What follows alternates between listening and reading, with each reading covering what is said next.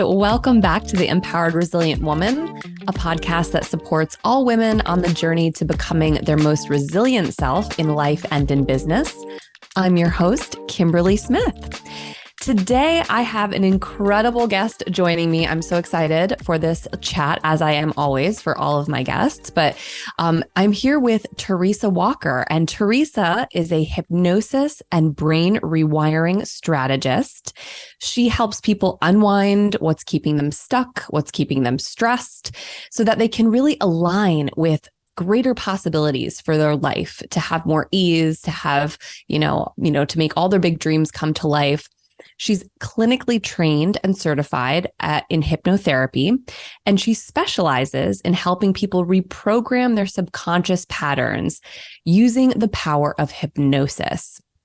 Her techniques support easing anxiety, stress relief, body image, self-esteem, habit change, goal setting, and a success mindset, and much, much more, I am sure.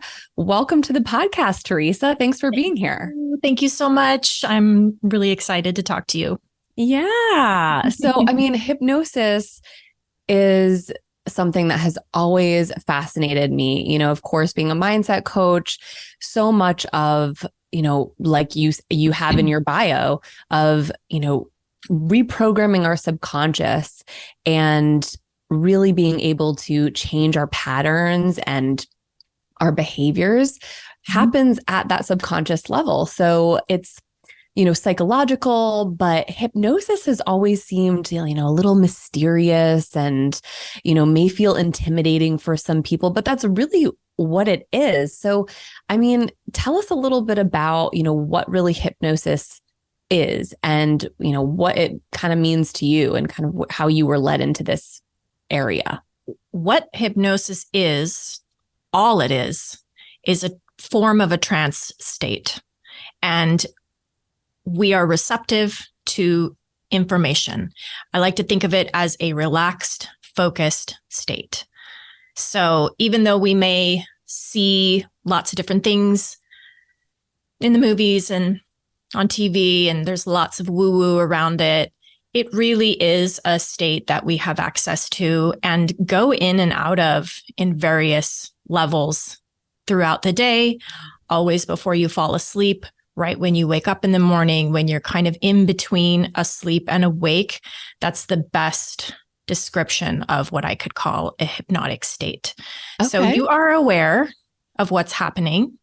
A lot of people think that you're supposed to be blacked out, or you have no control, or you don't hear what's happening. None of that is true. It's just a trance state where you are a little bit more receptive to receiving information through the subconscious mind. And so I like to give examples like when you're driving down the road and you miss your exit because you're kind of zoned out. Mm-hmm. And then you sort of go, oh, I missed my exit. Where was I? You were in a little bit of a trance and you come out of it, right?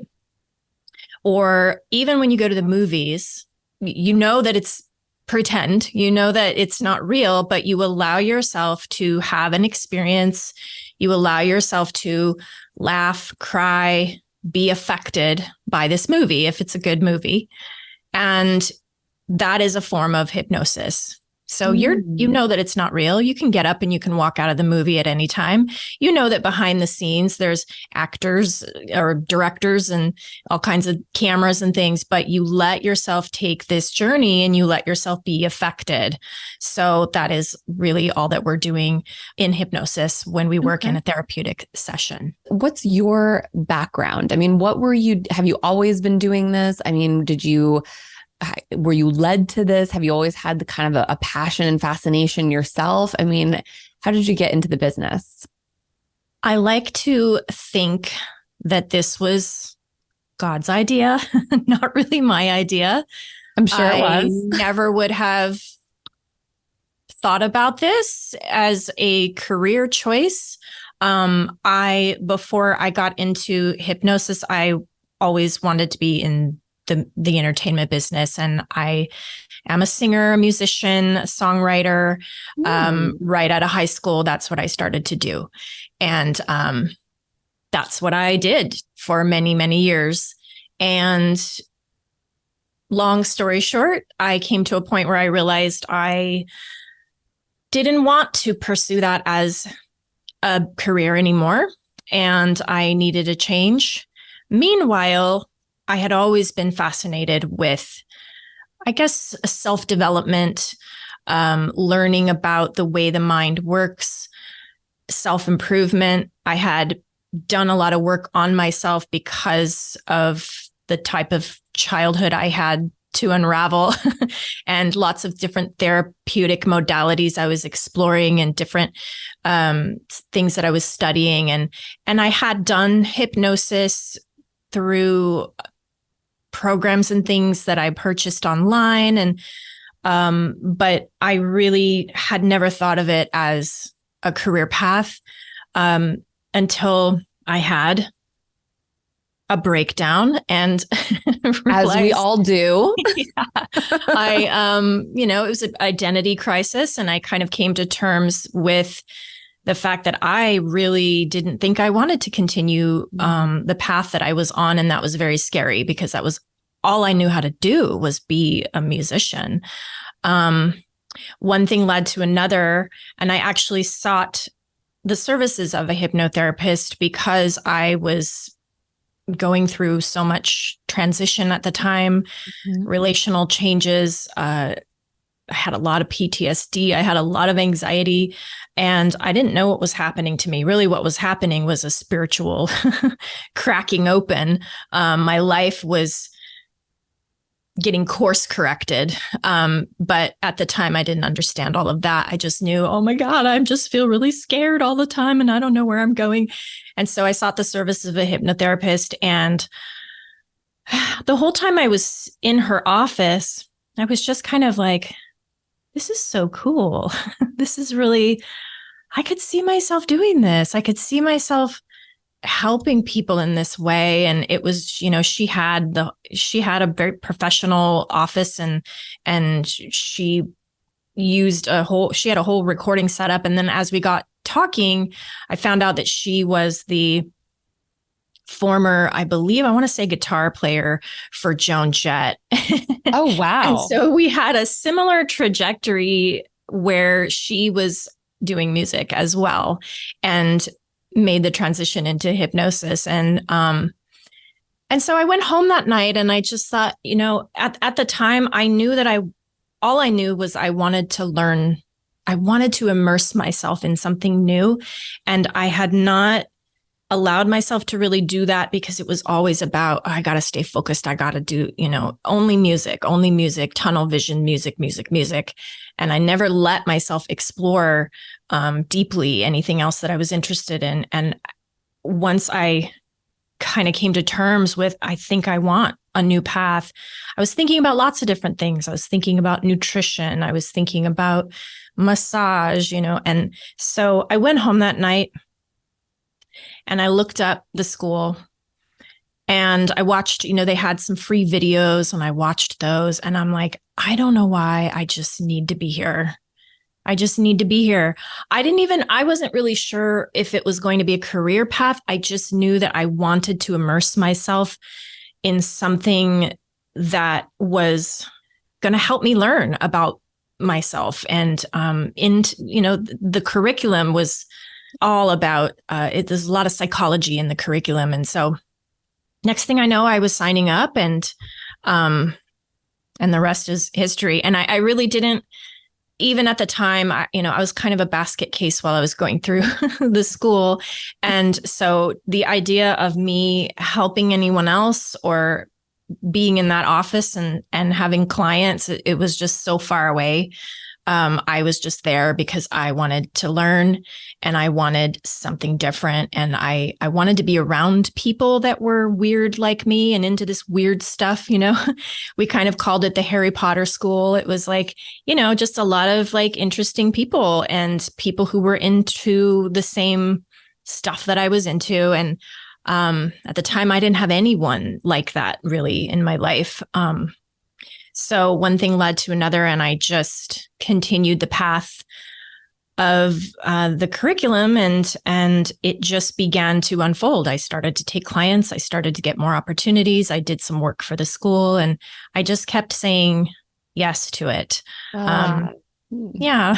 So I'm a long-winded person, so that's no, that's great. And actually, so much of that resonates. I mean, with me, and I know that, so many of the people who listen to this podcast and the people that we hope to reach even are in big, major life transitions. And it really does feel scary. And, I've talked about this on previous episodes that you sometimes look around and you're like, what the hell is happening to my life? Everything seems to be breaking down. You feel like you're losing your mind, but at the same time, you feel like you're becoming, closer to God and more connected to maybe the spiritual world or your spiritual self. Yeah. And none of it makes sense, but all of it makes sense. So there's all of these conflicting emotions. And I love that you really embraced the unknown. You embraced the fact that, hey, I don't know why I'm feeling so drawn to this, but you remained curious and you went for it. You leaned in. I like to call those moments kind of like divine insights, where you have no idea why you're thinking what you're thinking or why you're feeling so passionate or pulled, but you know that it's divine. You know that it's for a reason, and you trust that, hey, something is leading me in this direction and I've got to take these next couple steps. You kept saying yes to things that a lot of people, would have said no to, which is incredible. It's a lot of bravery. It's very courageous. So, I mean, kudos, hats off. I mean, I love hearing those stories. Thank you. I like when you say that. Yes. I like to call it the quiet yes. At the time, I didn't know it was divinely orchestrated. I can look back and say that now, but at the time I was really, really in a bad way with just, I'd gone through a very triggering relationship and breakup, and my whole identity was shifting, and it just felt like my whole life was an earthquake, and I was feeling it in my body. My nervous system was so dysregulated. I didn't know anything about any of that yet. And I was absolutely terrified. I mean, the insomnia, there was just so much going on, and I couldn't connect to a sense of the divine at the time. But what I did feel was what I call the quiet yes. And that was just a little, it was like there was so much discord, but there was just a little baby voice that was like, oh, this feels kind of good. This feels like a yes to me. It's so subtle, but that's what I remember about when I looked online and started looking at the curriculum of this school. It was just a little bit of a like, okay, this feels somehow peaceful. This decision feels kind of like where I need to go, but it still felt very scary. And people were like, what are you doing? I'm I sure. had a music coach at the time. My music coach was like, what? You're doing what? Like, what? It was strange. I really feel that it was kind of divine intervention, where divine God, the universe, whatever you call it, it was like, you know what? We need to just get you on a better path here. And sometimes it's just something we never would have thought of. And sometimes you got to be really uncomfortable for that opening to occur. And that was definitely the case for me, because I wouldn't have come up with it on my own unless I was really in a dark place, I think. Well, and I hear you on that. And, similarly, when I decided to become a coach, it was very much the same thing that you're describing. I was, so much of life was just going to shit, for lack of a better way of putting it. And, I heard about life coaching on a podcast, and I think a lot of the people in my life, when I shared like, hey, I'm going to go and get my certification, they were like, oh, okay. Right. Good luck with that. Right. And it was kind of, yeah, I think other people thought, all right, this is just kind of like a cute little hobby to help get you through whatever hard time you might be going through. And of course, it's blossomed into so much more. And, saying yes and following those quiet yeses certainly paid off. But, you were part of, you definitely have all of these amazing certifications. I imagine you've been involved in hypnotherapy for yourself. Like you said, you sought out a professional. How has hypnotherapy helped you personally move forward, past some of the traumas that you mentioned, past some of the things that were really, it sounds like, holding you back at that point in your life? Mm-hmm. How has hypnotherapy helped me move forward? I mean, oh my gosh.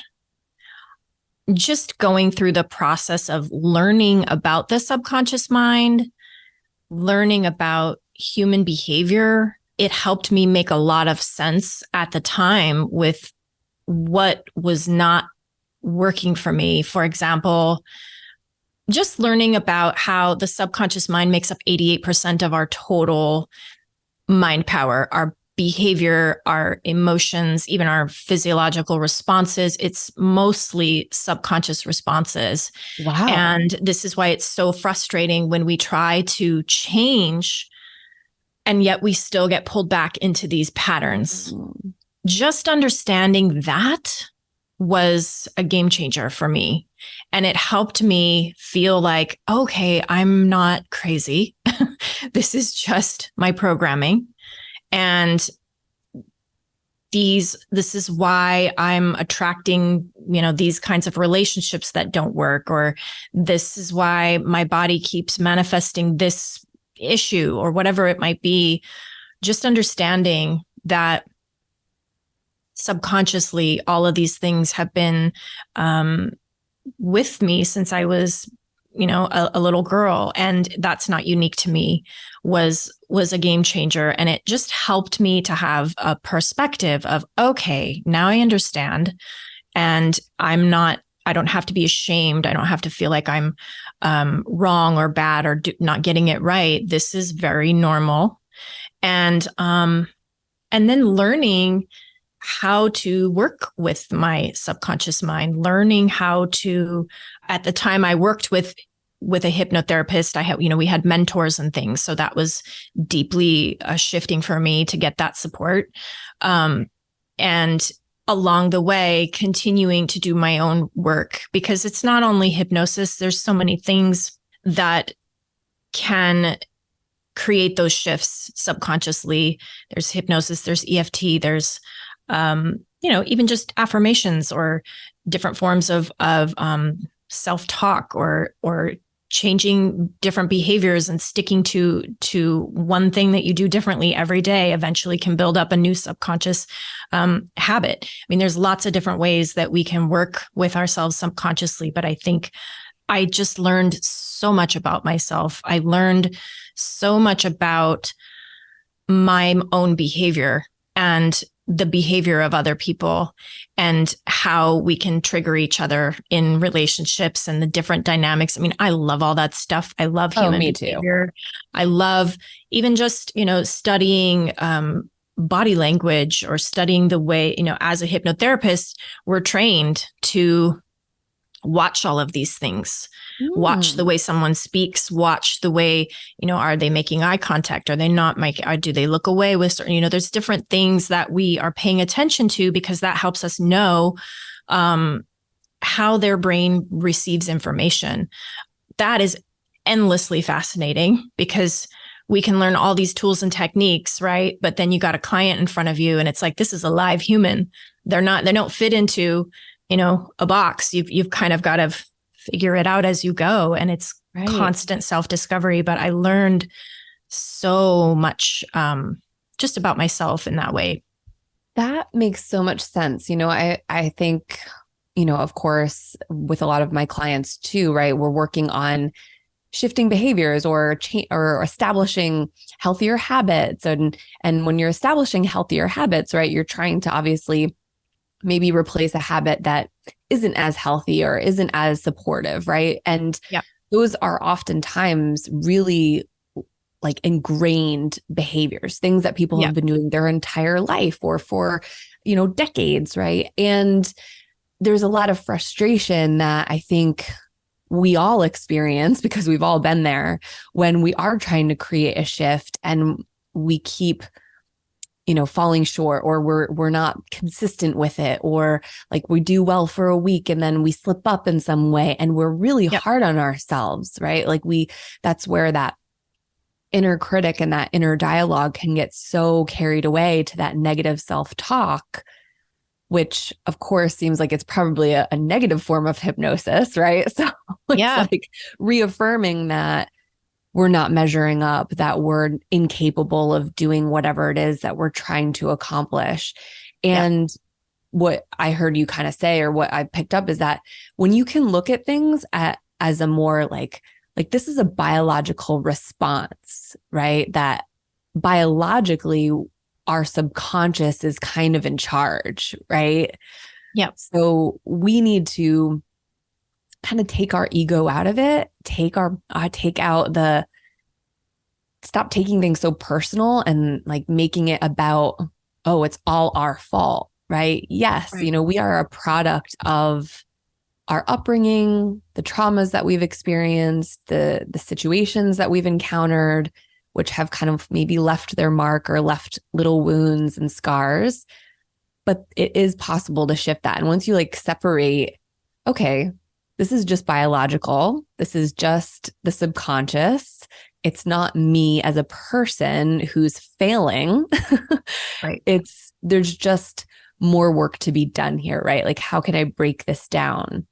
That's incredible. And, it is really all about learning about yourself and how you operate. And I know for a long time, I was in denial about a lot of my personal shortcomings, And when you're learning about yourself, when you're seeing these behavioral patterns in that kind of clinical way or more of a scientific observation way, you can then be accountable for them, right? You can say, all right, like I can't deny it. That is happening. I am doing those things. I am not doing those things. So I think it's just framing it up and being able to see things through a less personal lens, but also just like knowing that we're always constantly learning about ourselves. And the more information that we have, the easier those shifts are going to be, it seems. At least that's my experience too. Yeah. Yes. Taking the personal out of it, but it's also understanding, okay, this behavior is happening because, let's use an example. If you want to be a person who makes 5 figures a month, you want to make $10,000 a month, but you grew up in an environment where you were told money doesn't grow on trees, or who do you think you are? Or maybe your parents didn't make a lot of money. Maybe there's all your life you've only made $2,000 a month. And that's kind of what has become your subconscious expectation. And so back to the 88% of our thoughts, emotions, behavior, motivations are subconscious. Even if it's something that we want, our subconscious will still pull us back to what we know, because your subconscious mind is motivated to keep you the same. It's just like when you sweat, let's say you go outside, it's a hot day and you sweat, you're sweating because your body is trying to bring you back to homeostasis.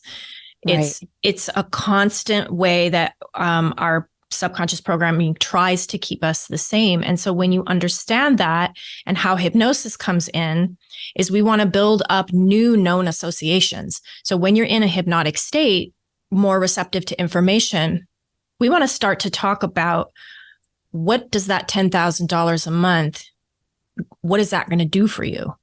How is your life going to change? What are the positive associations? And we want to start to create that familiarity while you're in the hypnotic state. And as we create that familiarity in a hypnotic state, it begins to create that new known, that new association, so that it's not going to be such a pull to go back to where you were, because now you're creating it as familiar. It's just like you go to a brand new neighborhood. It's like, who's that? What's that? Everything's new and different. But then, 5 years later, you've been driving down the same street. You've been going to the same stores. It's familiar. You know it. So it's the same thing that we want to do in hypnosis, is create that familiarity with whatever the goal is that you want, so that your subconscious mind goes, oh yeah, okay, I know this. I've rehearsed it. It's mental rehearsal.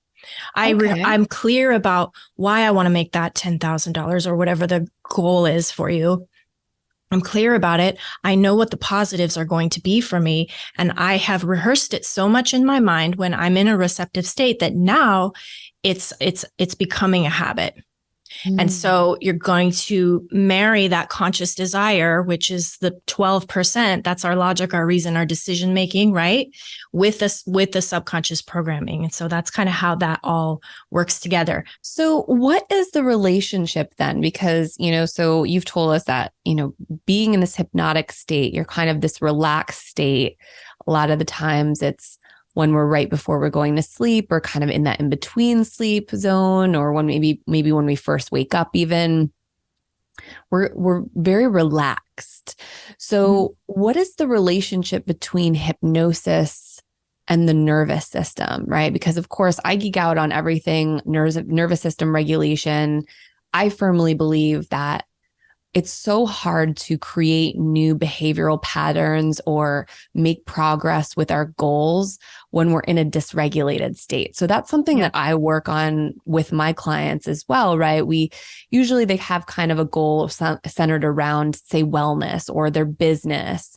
And then oftentimes there's a kind of sidecar goal that's like more of a self-care mindset, or self-care goal, where it's meant to be in support of that other goal. So it sounds like, that's also something that would be really beneficial to see the long-term benefits of hypnosis, is obviously caring for ourselves and making sure that we're not so dysregulated. I mean, am I wrong? No, I see it as one and the same, because in hypnosis, you're always going to be regulating your nervous system. And so that's always where we start with every client, no matter what the goal is. We got to get them relaxed. We got to get them feeling calm. We got to get them feeling secure. We got to get them feeling like all is well, because you can't create these changes in your life from a dysregulated nervous system. And so hypnosis is a way to regulate the nervous system. And there's so many other ways to do that. It's the amygdala that causes that fight-flight response. And actually, a hypnotic state is a response to the fight-flight response. So for example, let's say I have a client that comes to me and they're really, really already in that fight-flight response. They've already got so much stress. They've already got so much coming at them all the time.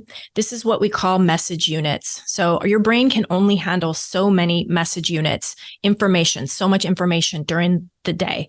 And unfortunately, we have way more information than what we're really supposed to be taking in. And then, add on to it, people have kids, people have jobs, people have all kinds of things going on.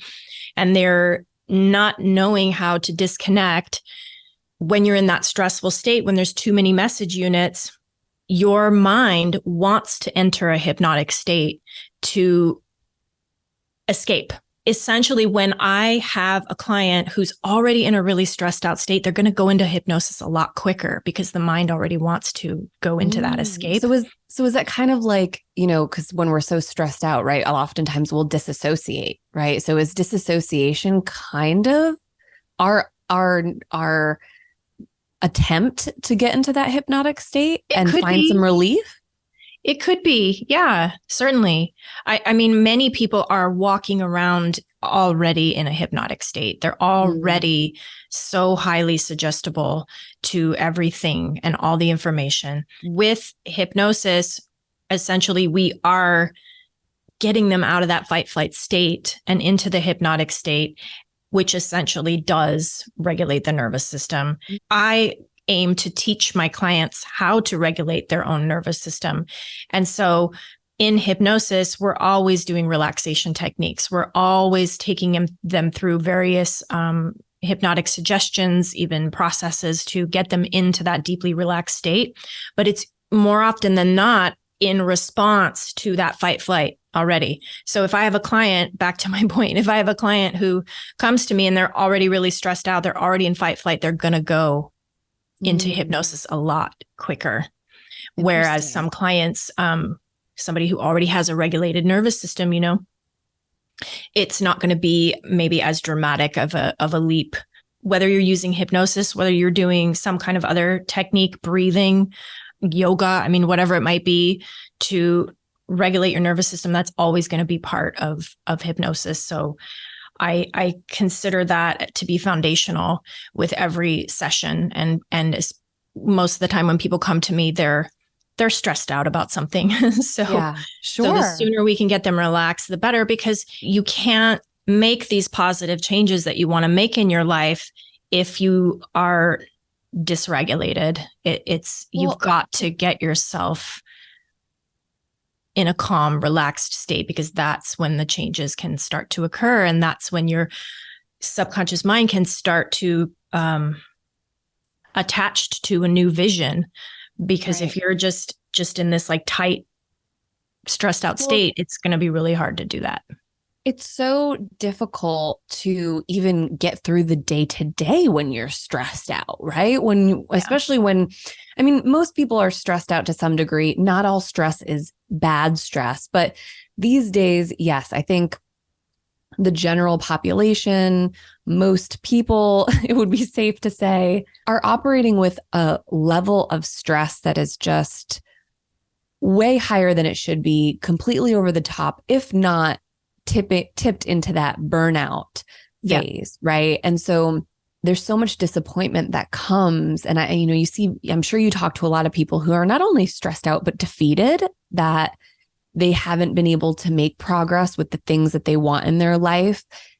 I mean, it's hard to get through the day to day, let alone make any type of positive action forward with things when you're so disassociated or you're so in that autopilot mode, right? Where you're impressionable, like you mentioned, right? Like it might even be a hypnotic state, but you're not receiving the right message units, right? Like you're receiving all the negative stuff and that's all you can focus on. But once you're able to regulate your nervous system, then you can be receptive to the right information. And that's powerful. And that takes boundaries, that takes an awareness, what you're listening to, what you're taking in before you go to bed at night. Are you watching the news? Because the 30 minutes before you go to bed at night is you're already beginning to enter into a hypnotic state. So you want to be mindful. What information are you taking in at that time? Do you wake up in the morning and start scrolling on social media?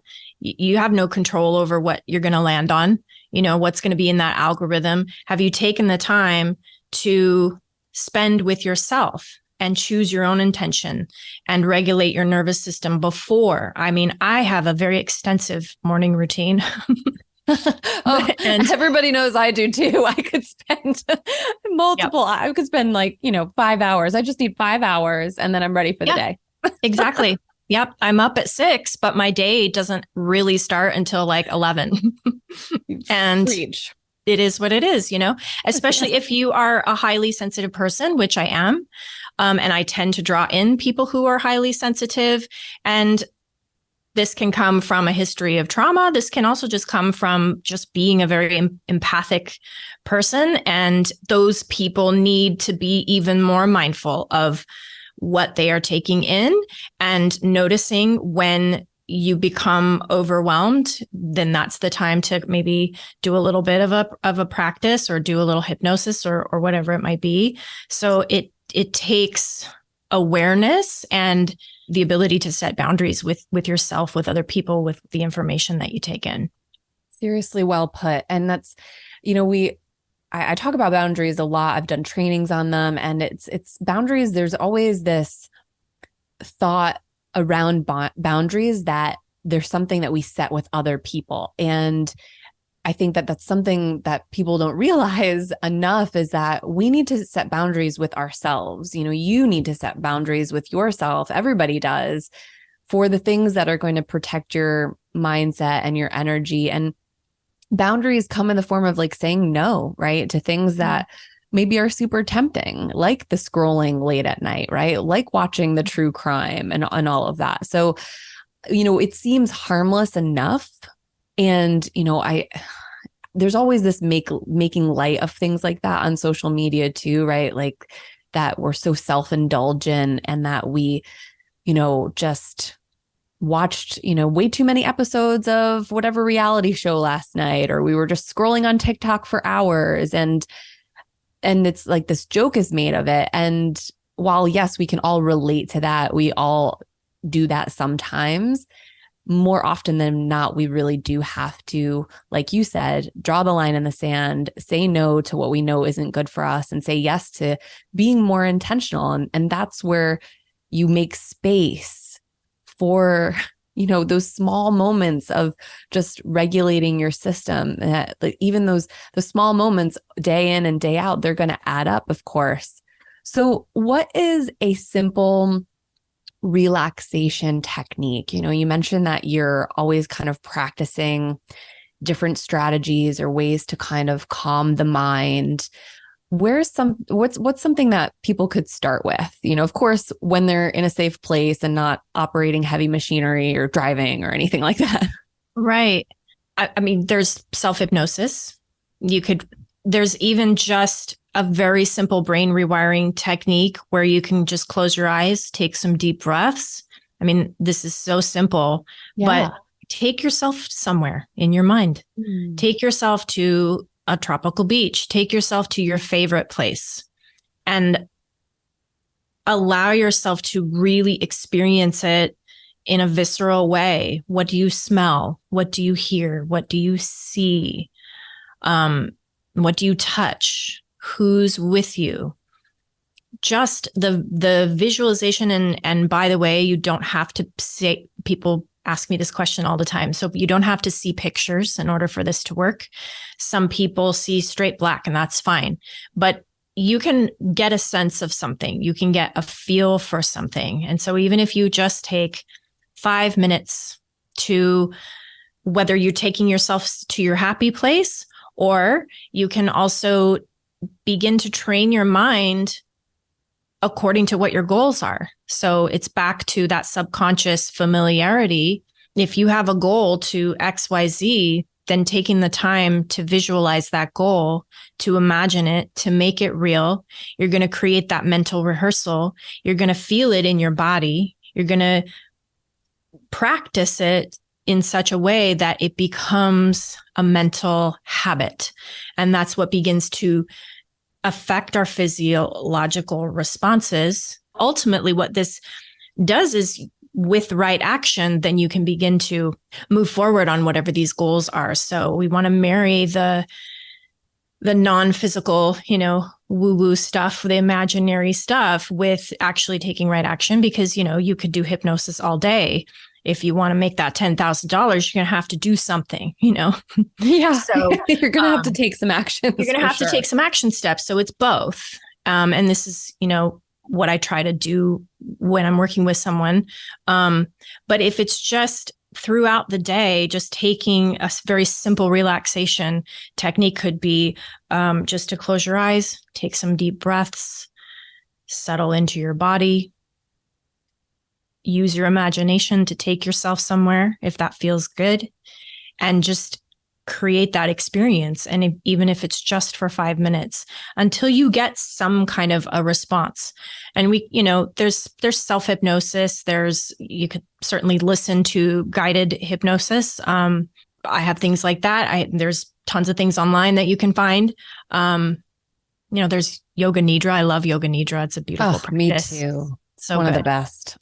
It's actually very, as I listen to that, it's what I would call a progressive relaxation. So that's that's a technique that we use in hypnosis, but it's more inferred. It's what I would call inferred. So yoga nidra, because of the way that the suggestions are made, they are very minimal. You just bring your attention to different points in the body. You're not necessarily told what to do with those points in the body. And so that can work really well for people who are more respond better to indirect suggestion. So I would even say yoga nidra is a form of hypnosis. And it works really well for people who don't like too much specifics in the way that they are told, what to do. But I love all these practices. Oh, me too. And, yoga nidra is something that actually my therapist had shared with me. This was like years and years ago. You mentioned that you had some insomnia. I definitely did at one point in time, and falling asleep was such a challenge. And it was so wonderful to finally have a strategy that I could feel my body relaxing, because, with anxiety, with stress, we hold so much tension in our body and we don't even realize it. And then we get into bed and gosh, you add scrolling in there and you're overstimulated and your mind's running in a million different places, and focusing on those different parts of the body, practicing actually relaxing that muscle tension. That was something that was kind of incorporated in the strategy that was taught to me. Yeah. It's beautiful. It's so powerful. And I remember I would always fall asleep before I got through my entire body, right? Because, you work from one end of the body to the next, whether it's the feet to the head or the head to the feet, whatever. And I just definitely, there's so many free resources out there. So if you're not sleeping well and you need a strategy, that's definitely one of my favorites as well. Yeah, for sure. Theresa, you're also certified in EFT. And for those who aren't familiar with EFT, it stands for Emotional Freedom Tapping. And you're also certified in neuro-linguistic programming. So can you share a little bit more about those particular modalities and maybe how you integrate them into your coaching? I love EFT. It's another way to work with the subconscious mind. It works really well with hypnosis. They're very complementary. I will often do EFT with a client if they're open to it, because not everybody resonates with it. But some clients who tend to keep their emotions inside of their body, respond really well to something like EFT. And I will often work with that during the cognitive portion of the session, and then we will do some hypnosis to reinforce what we just worked on.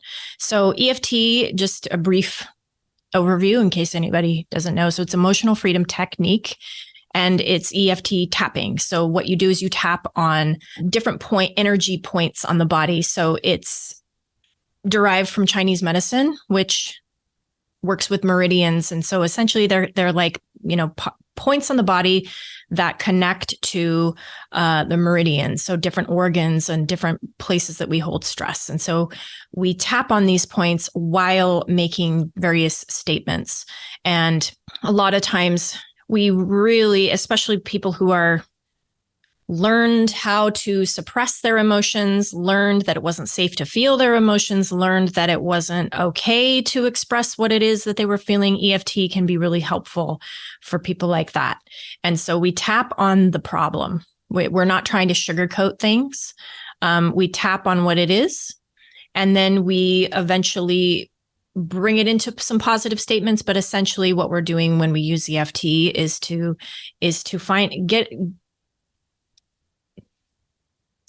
we inform the subconscious what it is that we are working on so that it can be released. Neuro-linguistic programming, I mean, that's inherent in hypnosis. It's just different ways to work with the brain. It's different ways to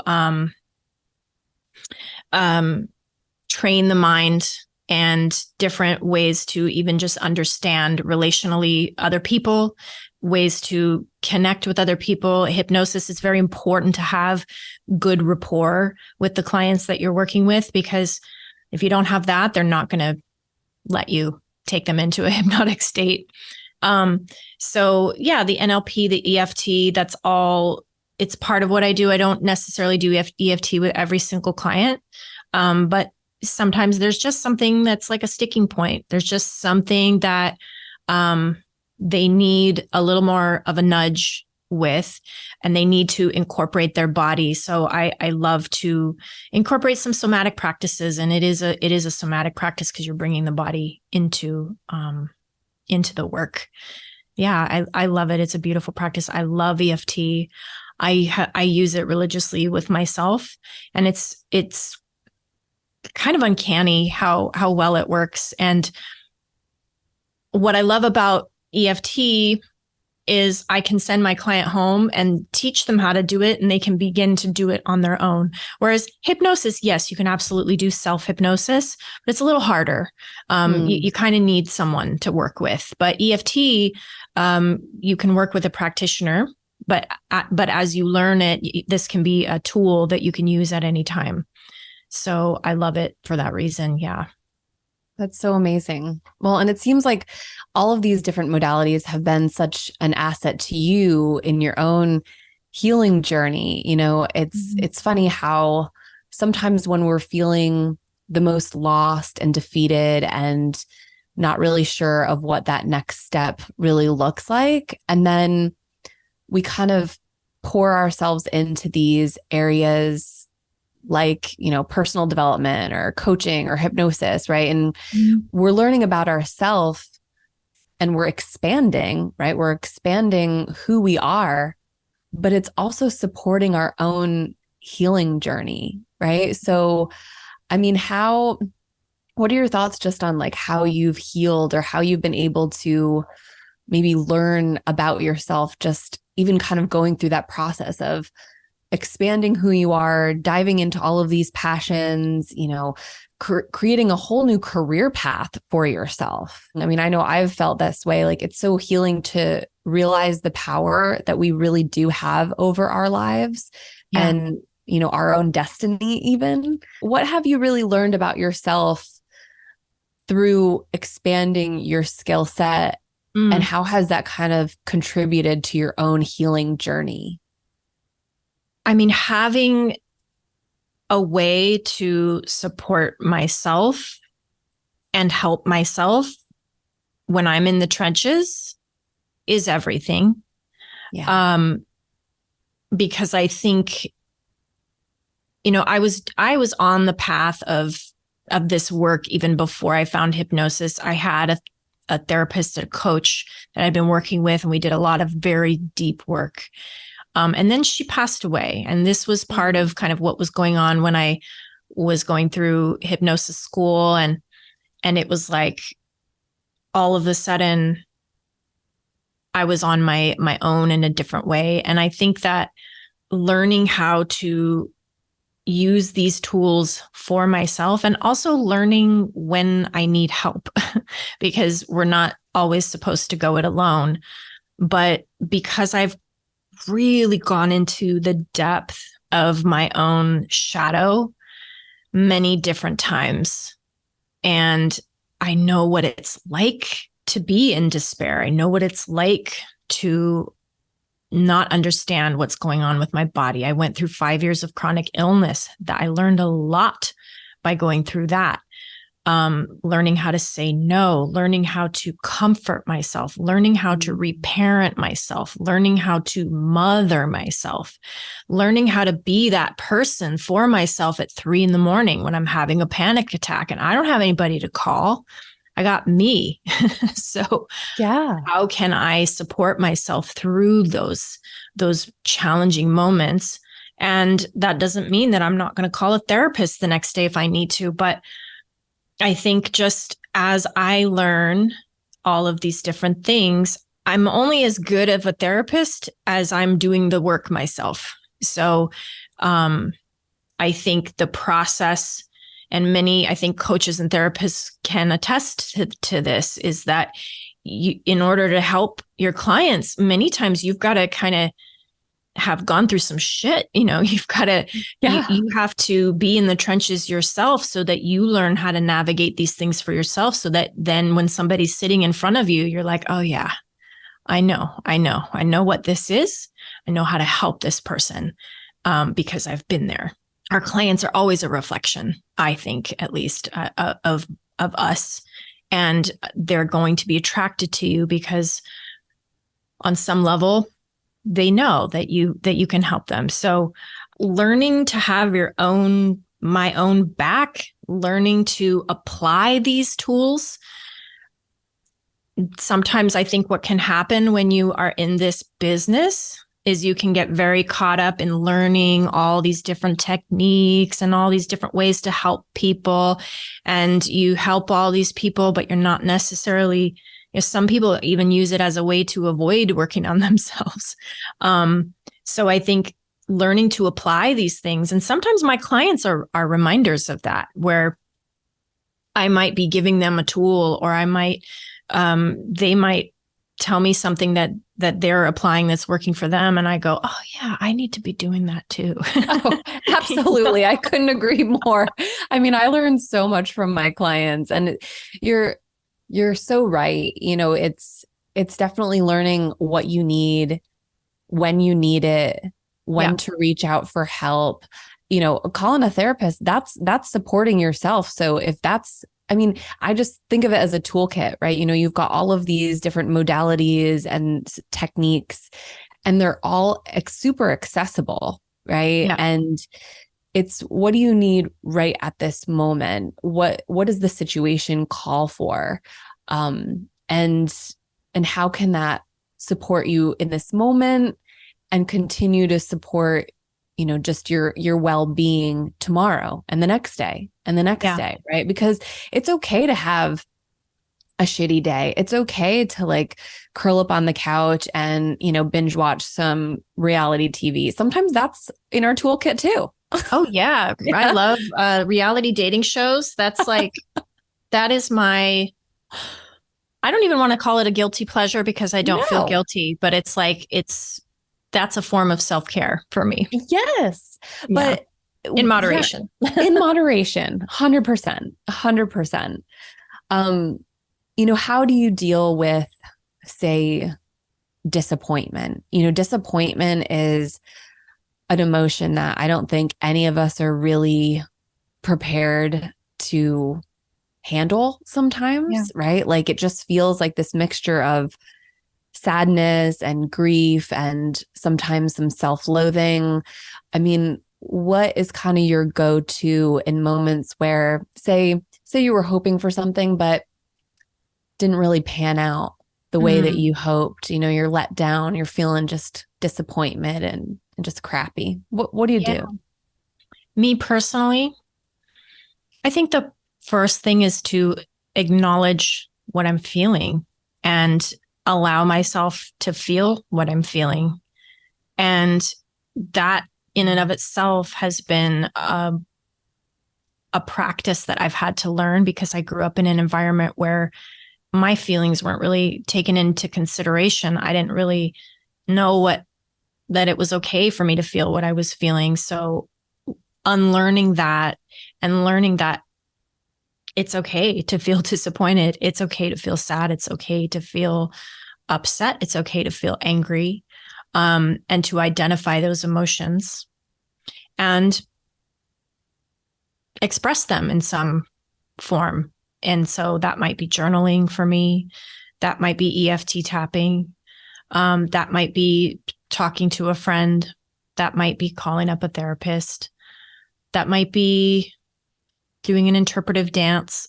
Yeah. There's so many ways, I think, to just move the emotion through the body, and allow it to be, because so often, and I have seen this with myself and with my clients, we judge. It's like there's the feeling, and then there's the judgment about the feeling. It's like, oh, I know I shouldn't be feeling this way, and this happens a lot in spiritual communities and in the law of attraction community. And I'm part of that community, and I make a lot of content that is supportive for manifesting and things like that. And I really feel that it's prevalent where there's kind of this misunderstanding that you're just supposed to feel positive all the time and think positive all the time. And so there's this judgment that comes in. It's like, oh my God, I'm actually really pissed. I'm really angry. And it's okay. It's okay. What's not okay is to stay stuck there and to pretend like you don't feel that way, or to deny that you're feeling that way, or to judge that you're feeling that way, because that's what keeps it in place. That's what sends it into the body. So yeah, for me, it's really just getting present with myself, acknowledging what I'm feeling, and allowing myself to feel it fully. I recently had a situation that was very disappointing and upsetting, and I allowed myself to feel what I was feeling, and there was a lot of grief that came up, and you know, I'm crying for 48 hours straight. I'm calling up my friends and I'm going, just so you know, I'm not okay right now. But allowing myself to feel those feelings, I have learned, is the key, because it will move through so much faster, and you get to the other side of it so much faster if you just let yourself feel it. Does that answer your question? It absolutely does. And it's so beautiful because, I think we all have to reckon with disappointment, and learning to have a gentle response to that disappointment, right? Not making it worse, not making ourselves feel even lower in that time of despair is so, so important to, being able to recuperate too, right? Because while we're allowed to have those low days, we can't stay there forever. We have to be resilient and bounce back and, get back to the things that are happening, right? Life continues, life moves on. And so that's wonderful advice for sure. We're going to go into our little lightning round. I mean, this has been such an amazing conversation. A lightning round. Oh my goodness. Yes, okay. I know. This is always just like a fun part, right? So I'm going to maybe throw in some random new ones too. So first off, I got to ask, coffee or tea? Tea. Tea. Okay. No caffeine. Oh, look at you. I can't do caffeine. I can do very small amounts in chocolate occasionally, but yeah, I am an HSP, and so caffeine is, got to be really careful about that, or I won't sleep. I feel you. What is an aspiration that you have for yourself right now? What are you aspiring to do? Who are you aspiring to grow into? What's that? I would say right now, one of my goals is to create more community for myself.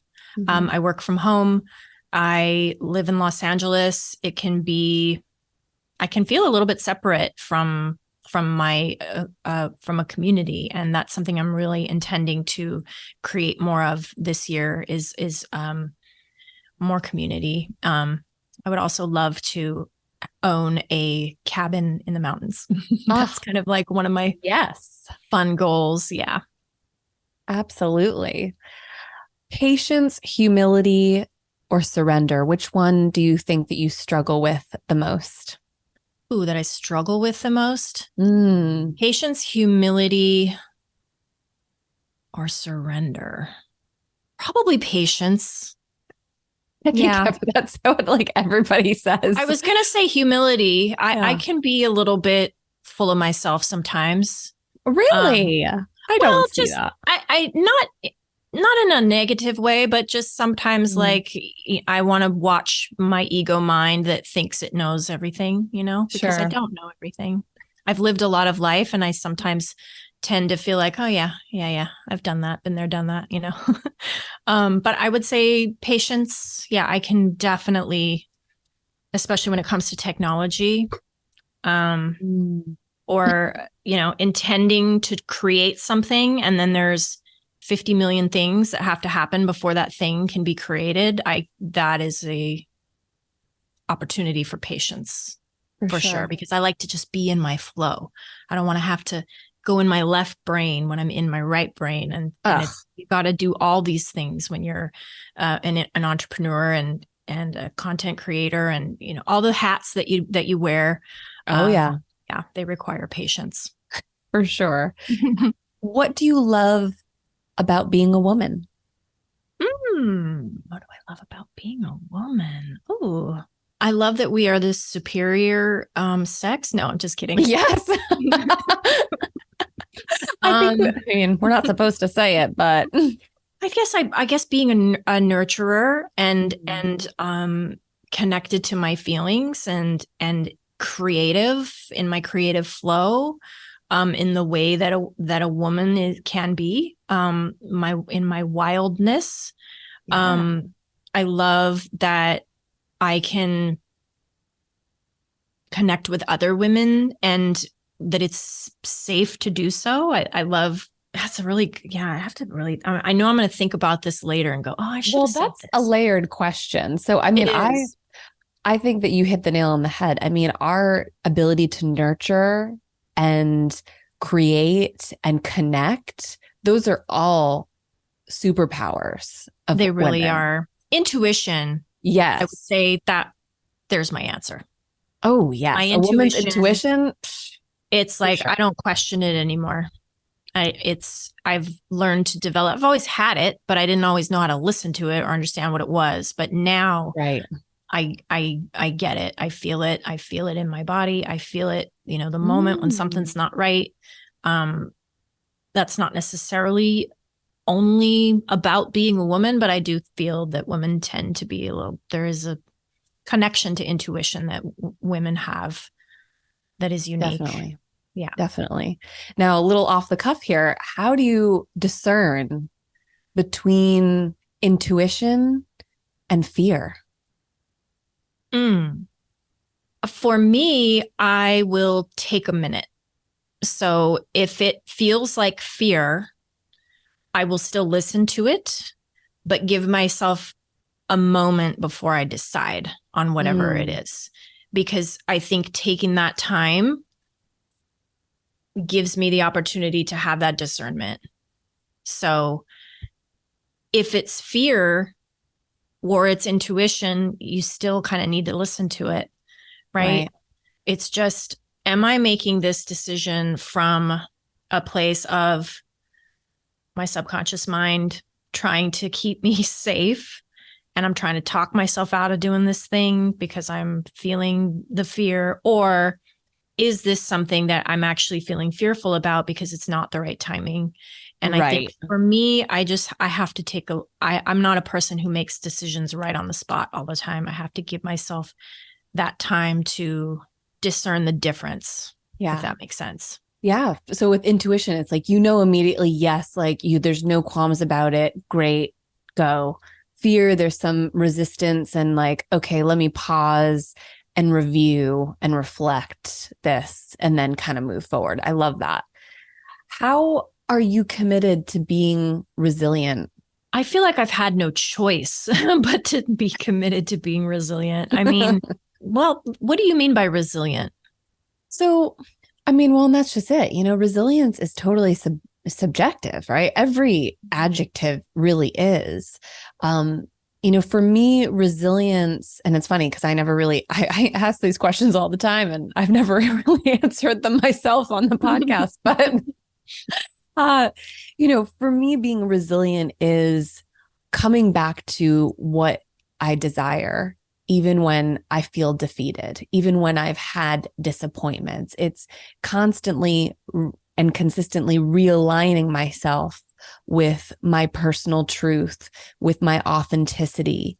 Yeah. And, I believe that I'm committed to being resilient. And much like you, right? Like I had a pretty tough upbringing, certainly not as tough as others, but there was a lot of shit, right? A lot of baggage that I carried from a young age into adulthood that I needed to unpack and figure out and examine.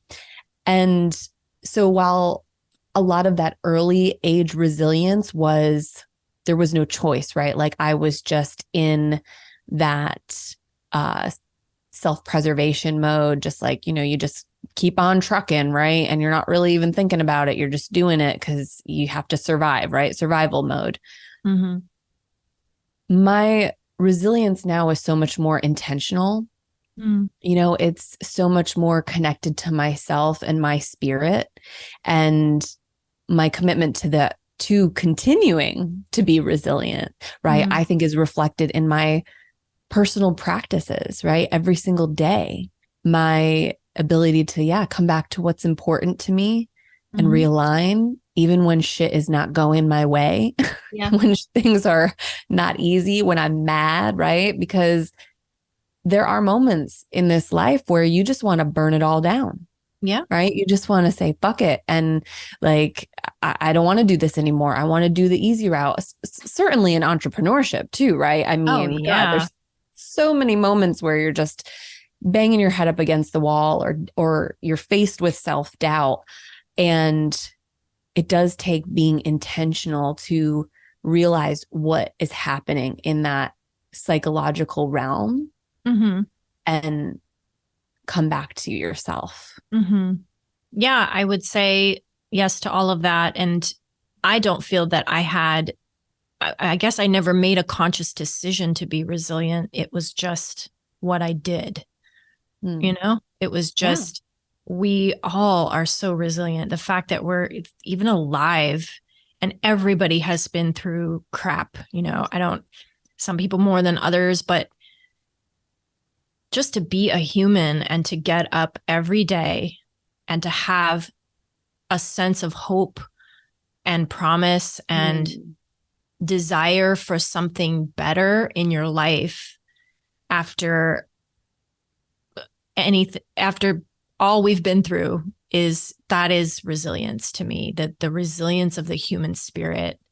So true. It's innate. I think it's innate. And sure, I mean, there are times where I might want to lay down and give up, or, feel sorry for myself. And that has value. It's just, it's all part of it. It's all part of being a human. It's messy. Absolutely. Absolutely. Yeah. Recognizing, what you've been through is a form of resilience, giving yourself that credit of how far you've come and the hurdles that you've overcome. You reflect on that, and sometimes it's like, damn, I am awesome. And I can do hard things, and I am going to keep on keeping on. Right. And that's an exercise a lot of times that I've done with my coaching clients, right? Because a lot of times our confidence is really waning in these periods of trying to get to that next step, not really having any idea how we're going to do it. And we're just kind of feeling shitty about ourselves. But it's hard to feel shitty about yourself when you reflect on everything that you've done and overcome. Yeah, so important.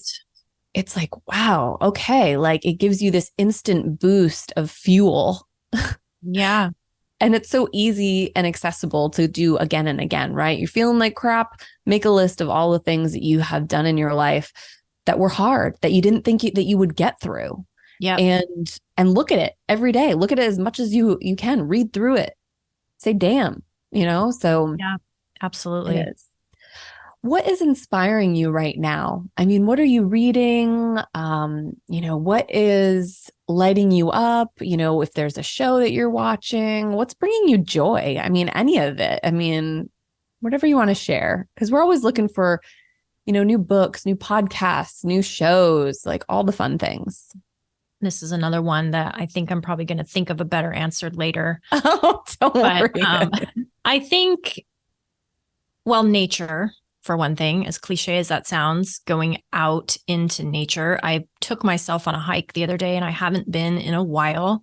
I'm a little out of shape. I haven't been hiking as regularly as I want to. So starting slow, but I went on a little bit of a hike and it was just so pretty. And the sun was coming over the mountain and the breeze and the birds. And I was the only one on the trail. And it just was uplifting. And then driving home along PCH and the ocean. I mean, those kinds of things always take me into a state of awe, take me out of my own head and my own little life, my own little problems, and to just connect to the fact that we're living on this like weird planet.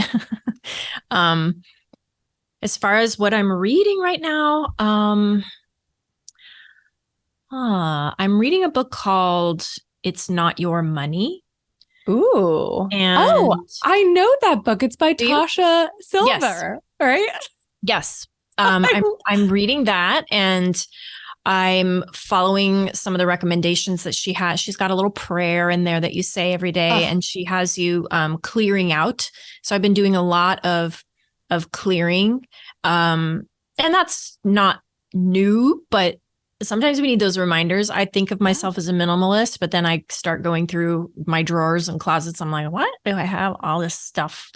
So giving away a lot of things. I feel that I am in this process of really making space for something new. And I'm not quite sure what that is. I do have the intention to manifest a new community.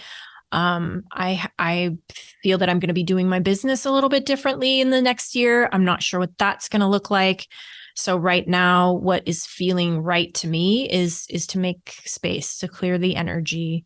One thing that comes to me is divine timing. So reminding myself that even if something hasn't happened yet, or, even let's say you're doing your self-hypnosis every day, or you're doing your manifestation work, or you're doing your affirmations, and you're doing these things and it seems like nothing's shifting yet in the physical, that remembering the divine timing, remembering that there is something, I like to think anyway, that there is this whole invisible orchestration happening on your behalf, your higher self, whatever you want to call it, that knows you better than you know yourself. And even though we think we want whatever it is to happen, everything is divinely orchestrated. So reminding myself of that when I get down on myself, when I start to feel like, what am I, why isn't this happening? Why isn't that happening? To come back to this idea that everything is own divine timing. Yes, 100%. And yeah, it's not always easy, but that's a wonderful practice to make sure that you do, just trust, right? Practicing trust. And that's the surrender piece, right? That's why I always ask people, is that a hard thing for you, right? I think it's hard for us all. And reminding us that like in those moments of disappointment or frustration and maybe where things are feeling a bit stuck, we don't have to have all the answers. We really just need to do the next best thing. And sometimes that's doing nothing. Sometimes it's really surrendering and just trusting that, the divine has it under control.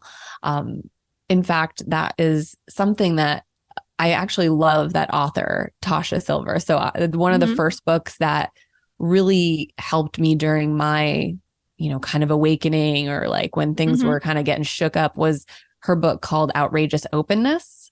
Ooh, I don't know if you've read that one. I love that title. I've heard of it. I haven't read it. Yeah. So Outrageous Openness, I'll link all of these in the show notes as well. And then she has a follow-up to it called Change Me Prayers, which is also really beautiful. It's a wonderful like daily devotional as well. Like just to kind of like read one of those every day. It's like so comforting. I used to do it as part of my morning routine. So yes, I'm gonna have to check out that book because it's been on my list for a while. Yes. So. Well, how can people connect with you and learn more about your offerings? Of course, we'll link these in the show notes as well, Theresa, but if you want to share your website or your social handle, I mean, definitely give it. Sure. So my website is theresawalker.com, TheresaWalker.com. I'm on socials, Instagram, TikTok, and YouTube. I just started my YouTube channel. I've got a few videos up there. They're long form hypnosis. There's some good stuff for falling asleep. There's some good stuff for money manifestation. And all of those handles for Instagram, YouTube, and TikTok are all the same. It's Hypnosis with Theresa. So that's easy to find. And I think you have the link to, I have different ways people can work with me. I have one-on-one sessions. I have custom hypnosis audios. I have some freebies. I have my 21 days of hypnosis program where you can get that daily hypnotic journey in your inbox for 21 days. And then I've got some free, I've got a Hypnosis for Success audio and a Change Your Life starter pack that has EFT, a hypnotic journey, and some affirmations. So there's lots of content and ways that people can work with me or just enjoy my content that I put out there.